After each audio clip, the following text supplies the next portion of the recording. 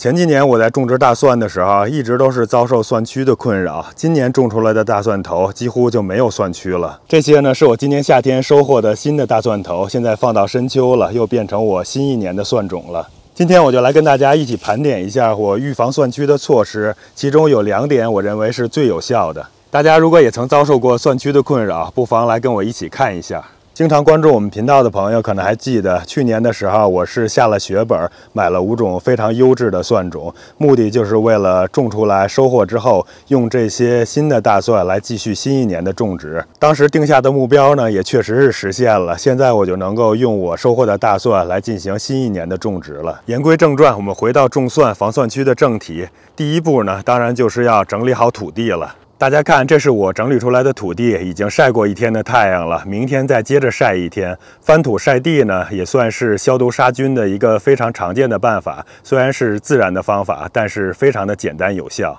经过这样的一个最基本的操作，土壤里边的病菌虫卵会减少很多的。现在说第2个措施，这第2个措施呢，就是整理好的土地给它用上1次的菜园石灰。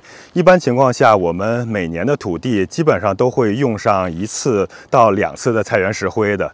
菜园石灰通常是有2种，一种是粉末状的，一种是颗粒状的。不管是粉末状还是颗粒状，用法基本上都是类似的，在表面上撒上1层，过几个小时之后，跟表面的土壤混合一下就行了。石灰呢也有一定的杀菌杀虫卵的作用，同时还能给菜园的土壤补钙、补充矿物质。不过需要注意的是，用量千万不能太多，而且次数也不能太频繁，1年1到2次就足够了。用的太多太频繁了，破坏了土壤的酸碱平衡，导致 pH 值升得太高就不好了。如果有条件的话，也可以少用1次菜园石灰，在种蒜前用1次草木灰。这样的话，不光能消毒杀菌，还能给土壤补充一定的钾肥。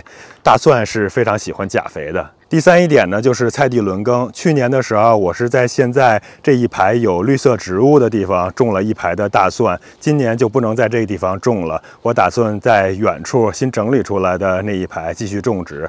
那一排是在最近2、3年都没种植过大蒜的。菜地轮耕也叫轮作种植，是非常常见也是非常有效的一种减少病虫害的耕作方式，不仅适用于大蒜，其实是适用于所有的蔬菜品种的。轮耕种植呢，本身还是挺有讲究的。这块地今年种什么，明年种什么，还是需要一定的考量，还有提前规划的。对于种植大蒜来说呢，我们一个基本的原则就是1年或者是2年内种过大蒜的地方，就不要再种植大蒜了。按照我的经验呢，最好是选择一块2年内都没种过大蒜的地来进行种植，因为大蒜的生长不光是需要氮、磷、钾这些基本元素，还需要一些稀有的元素，那就是硒。这土里边呢，你要是种过1年的大蒜了，那里边的硒元素是会急剧的减少的，都被大蒜给吸收了。第4点呢，就是选择优质的蒜种了，尽量选择那些专门的大蒜品种来种植。前面已经提到了，我这批大蒜呢是专门的优质大蒜品种种出来的，今年继续用它们种植。我的实践也证明了，这些优质的蒜种确实是比超市买的要强太多了。以前我也不觉得网上那些专门卖的大蒜品种有什么特别的，就觉得超市卖的只要能发芽，只要能种出来就挺好的，因为价格毕竟是很便宜嘛。但是自从种了之后，发现真的是完全不一样的。另外就是大蒜收获之后可以保存起来继续种植，所以这1次的投资其实还是非常的划算的。大蒜的保存其实也没有特别讲究的，我这批大蒜呢大概是在6月份的时候收获的，收获之后把它在阴凉的地方晾干之后，就一直放在车库里边了，现在还是挺好的。另外这一批长相更好的大蒜呢，我也是在阴凉通风的地方给它晾干，晾干之后就直接放在这样的盒子里，放在室内储存的。现在已经有个别的有点发芽了，不过这个时候发芽呢更适合种植。这些蒜现在捏起来呢，还都是硬硬的。如果不是用来种植，而是用来食用的话，也还是相当不错的。我觉得至少可以吃到今年的年底吧，再放上2个月，应该还是没有问题的。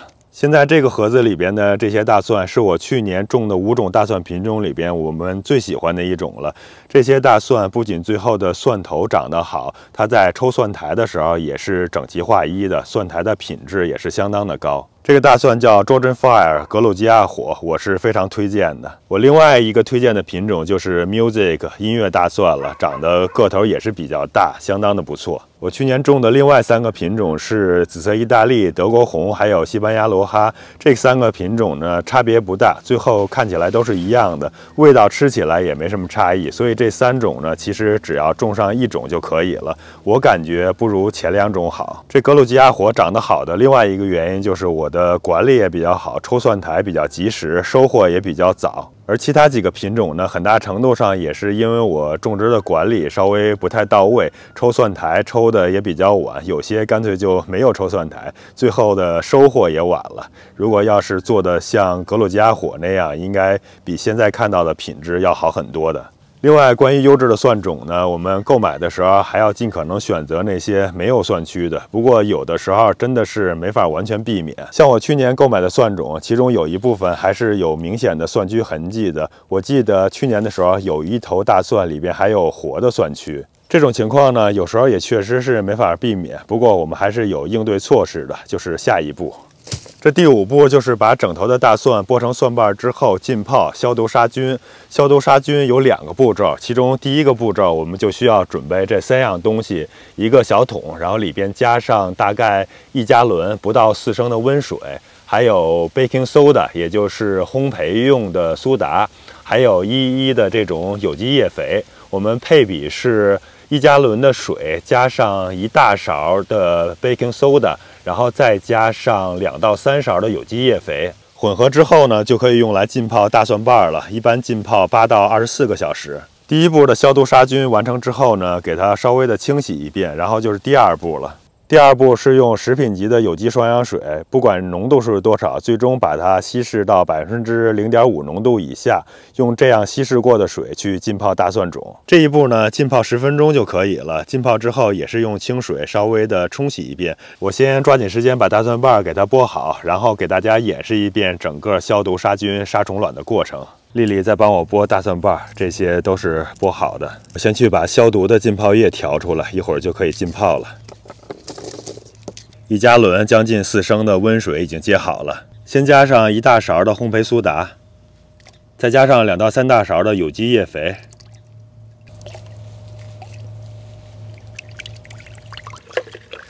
给它搅拌均匀了。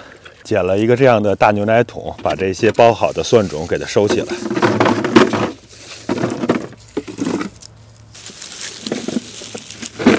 把浸泡液给它加进去。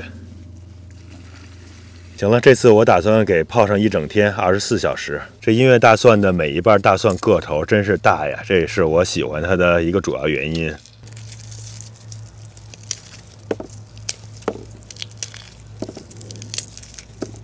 看看这一头音乐大蒜，每一瓣都特别大，剥起来也是特别简单。这边的蒜种都剥完了，分门别类的装到不同的盒子里边了。这些是剥过的部分，剩下一些比较小的，还有不太好的，就不当种子来用了。把这浸泡液分别的加进去。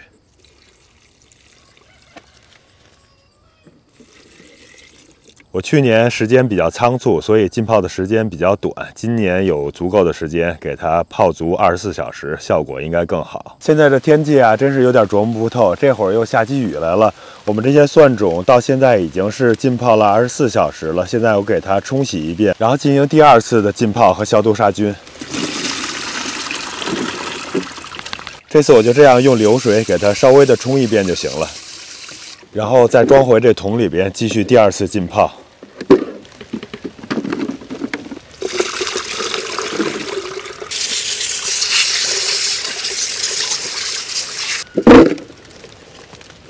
现在我又重新把水桶给洗干净了，接上一点清水来稀释双氧水。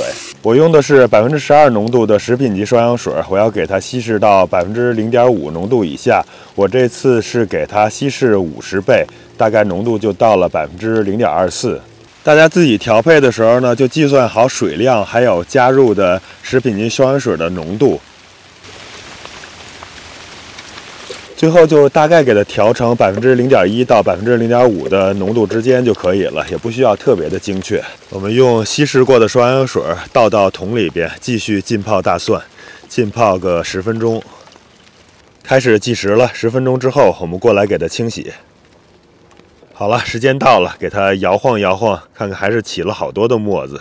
这双氧水啊，虽然已经稀释到很低的浓度了，但其实它还是有一定的腐蚀性的，所以操作的时候尽量还是得戴着手套，不要弄到皮肤上。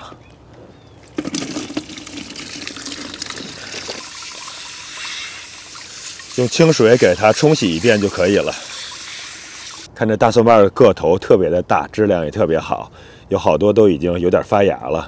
像这种音乐大蒜，它蒜瓣的个头更大，看看这一个顶其他的蒜的2、3瓣。挑了3颗个头比较大的蒜瓣，看看把它们拼在一起，几乎就是一头完整的大蒜的大小了。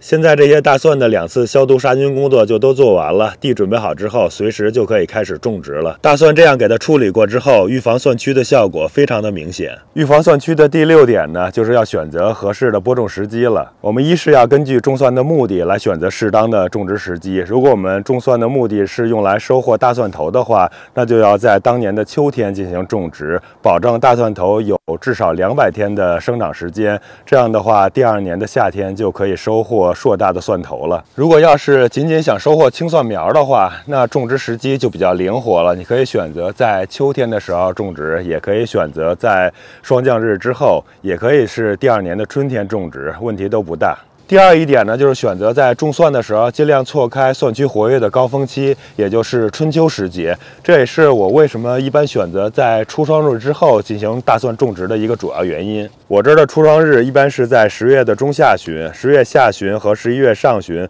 可以有效避开秋季虫害的活跃期。春天的4月下旬到5月初的春季活跃期一般是没有办法避开的。